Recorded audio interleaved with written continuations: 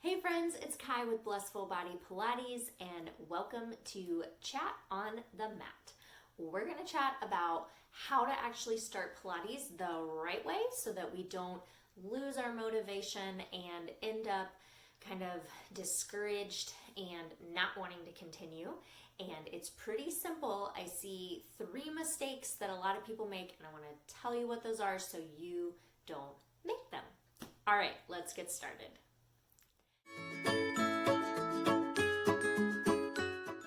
Okay, so the number one thing that I see folks make when they go to start a Pilates practice, so, brand newbie, somebody who's never tried Pilates before, or maybe somebody who had a practice going before a long time ago and then let it lapse and haven't really practiced recently. So if this is you, I'm talking to ya. Okay, so, oh, and I'm Kai, by the way. I am a certified Pilates instructor, master Pilates instructor for Balanced Body.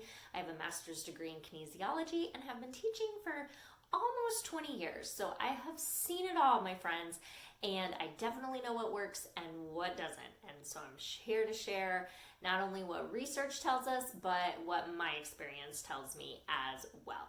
Okay, so one of the biggest mistakes I see is when folks just turn on a random video and decide that they're gonna do some Pilates. Now, I get why this would be appealing because there's so much stuff out there, right? And it's a great way, seemingly great way to just test the waters, see how it goes, and then determine whether or not you really like it if you want to invest. So that can work as long as you're taking this with a grain of salt, because any random video out there, if you've never done Pilates before, you might be able to follow along with whatever the instructor's doing, which could be perfectly cued Pilates, but Pilates it's a system. It's definitely got an entire, it's almost like a language in and of itself. It's mindful movement. So how we do the movements are really just as important as what we're doing. And so the best way I can kind of think about this is imagine if you were going to learn a new language. You wouldn't just pop into some intermediate conversational Spanish class or whatever language you're trying to learn. You would need to start off learning some of the basic vocabulary, understanding some of the basic sentence structure, and then you'd be able to move into this class, right?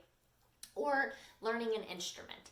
We couldn't sit down and start trying to jam, right, with our guitar without first learning the chords and how to actually make the noise that we want to make on hopefully it's not noise, hopefully it's music, right? So Pilates really isn't any different, okay?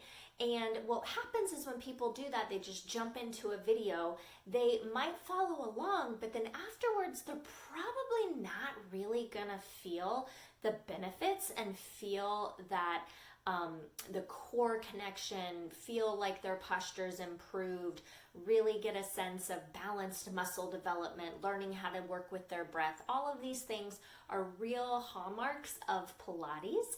And so if we don't take the time to learn how to do those basics, those foundations, then when we're doing all the other exercises, you might get some benefits, you probably will, but you're not going to be tapping into the potential of what you could be tapping into if we kind of took our time to really understand the basics. Okay, so that would be the first mistake I see folks make, is just starting off with a random video. And I really recommend that you take a series of classes that are designed for brand new students. So it takes you through and teaches foundational work, like what is neutral spine? What's an imprinted spine? How do you do an ab curl correctly so it doesn't hurt your neck and is actually good for you, right? There is a way. How do we do a plank that feels good? How do we actually engage our deep core instead of just recruiting our superficial muscles? Okay, So I have a beginning series. I will link to it below. I know there's other beginning series out there, but really do take the time. And it should be more than 2 or 3 lessons, right? So to really kind of go through that beginning level repertoire, most folks are going to need around 5 classes, maybe even up to 10 before then you would really even be able to join into a beginning level class, okay? And the thing with a lot of Zoom kind of live classes these days is they don't actually have the time to break it down for absolute beginners, okay? So that's first mistake, just turning on a random video and going, because you won't be, you might enjoy that for a while, but without understanding those basics, it'll be super challenging to kind of keep that motivation and want to keep going, because you won't be feeling the benefits that you could be feeling from understanding the foundation. Okay. The next one is going to be progressing too quickly, okay? So even say after you do that kind of foundational series, you do an intro series, then going ahead and deciding like, oh, well, now I'm ready for advanced level work. Once again, as long as you're able to stay safe, and some of the advanced level work is actually quite challenging. It involves some really complicated maneuvers, rolling onto our shoulders, and there is some potential there for injury as well. But even just going into, say, intermediate level without building up strength over time, yes, you can probably do it. And I don't recommend that you never try these, but maybe pepper in more advanced level workouts with the beginning level workouts. And this could be going on for a couple weeks, a couple months, depending on how often you're practicing, if you're getting feedback when you're practicing, all of these variables, right? What your fitness was before, what your background is, if you have a background in mindful movement like Pilates or yoga, all of that will play into it. But even if you're an advanced yogi or dancer or anything, I still recommend that you start with that foundational series, okay? But then you probably will be able to take that knowledge and progress quicker than if you've never done any type of mindful movement or before, okay?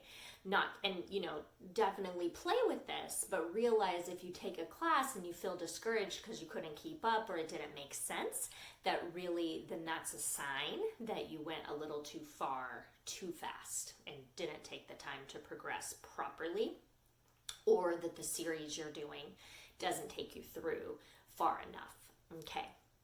And then the last one I really want to mention is that you think that there is a perfect time to start, because guess what? There never is, okay? And so folks will wait until the perfect time to start when they know they're going to be able to stick with it or set a routine.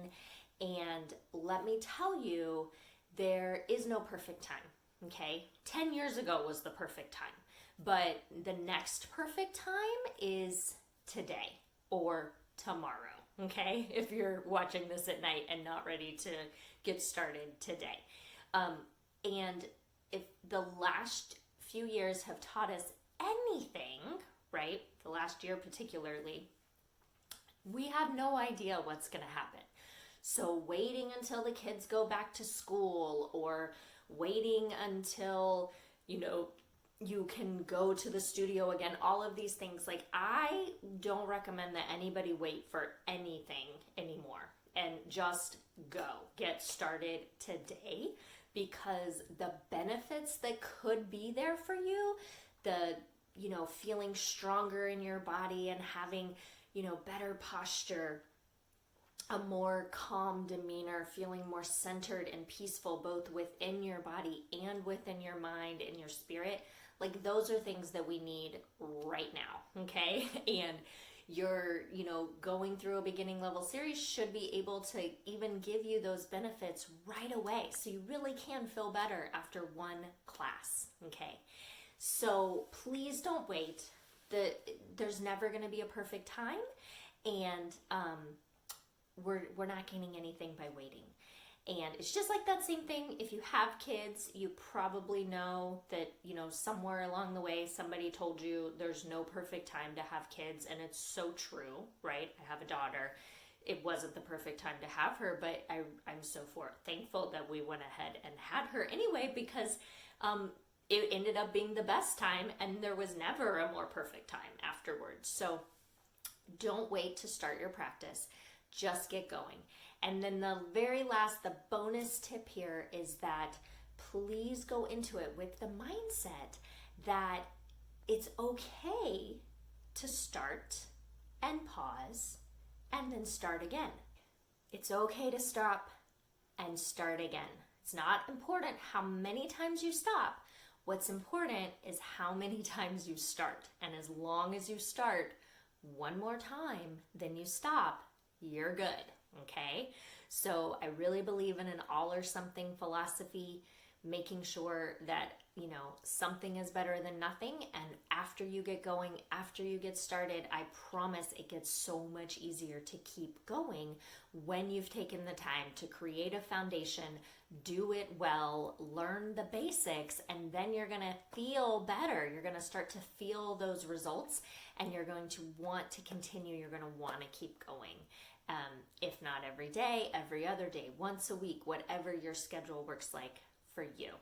Okay, friends, so there you have it. The top 3 mistakes I see people make when they're starting Pilates, and please don't fall into these traps. So just remember, you want to find a beginning foundational series that'll take you through step by step, teaching you the foundations, and then really getting you used to the basic Pilates terminology, and then you'll be able to progress according to your needs and your level, right? Making sure that we're not, progressing too quickly, but really, following a plan. But then also don't be afraid to try harder classes, right? So you want to experiment and then just keep playing with it. And then don't wait till the perfect time. Start today, start tomorrow. If this is nighttime, start right away. Like, go start my beginning series right after this. Okay.